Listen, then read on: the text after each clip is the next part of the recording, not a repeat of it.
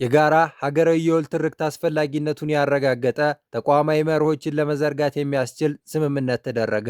የጋራ ሀገራዊ የወል ትርክት አስፈላጊነቱን ማረጋገጥና ተቋማዊ መርሆችን መዘርጋት በሚል ርዕስ ከጥር 3 እስከ ጥር 5 2018 ዓ.ም በጅማ ከተማ ብሔራዊ ጉባኤ ተካሂዷል። ጉባኤው የተጋጩ የታሪክ ትርጓሜዎችን የአንድነትና የመከፋፈል ዘመን ላይ የቆሙ የኢትዮጵያ ታሪክ ላይ ያተኮረ ሲሆን በአካባቢው የኢትዮጵያ ፍልስፍናዊ ትሩፋቶች የተመሰረተ አብሮነት መገንባት ላይ ያተኮረ የጋራ ትርክት መገንባት ዓላማ ያደረገ ነው። በዚህ ጉባኤ ከፌዴራልና ከክልል መንግስታት፣ ከህገ መንግስት ተቋማት፣ ከዩኒቨርሲቲዎችና የምርምር ተቋማት፣ ከሲቪል ማህበረሰብ፣ ከሃይማኖት ተቋማት፣ ከመገናኛ ብዙሃን፣ ከግል ዘርፉ፣ ከወጣቶችና ከሴቶች አደረጃጀት እንዲሁም ከገለልተኛ ምሁራን የተወጣጡ አካላት በጉባኤው ላይ ተሳትፈዋል።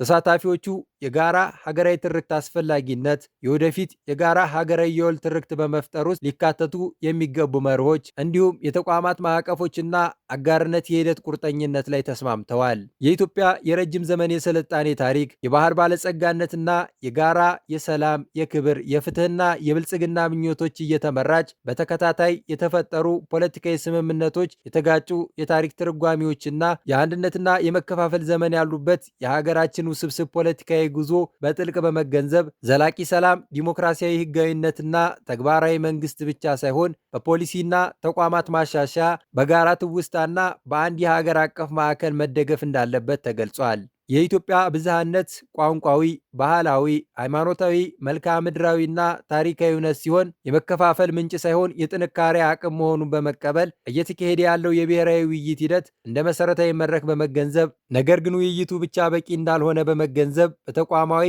በአእምሯዊና በመገናኛ ብዙሃን ማዕቀፎች መደገፍ እንዳለበት ተገልጿል።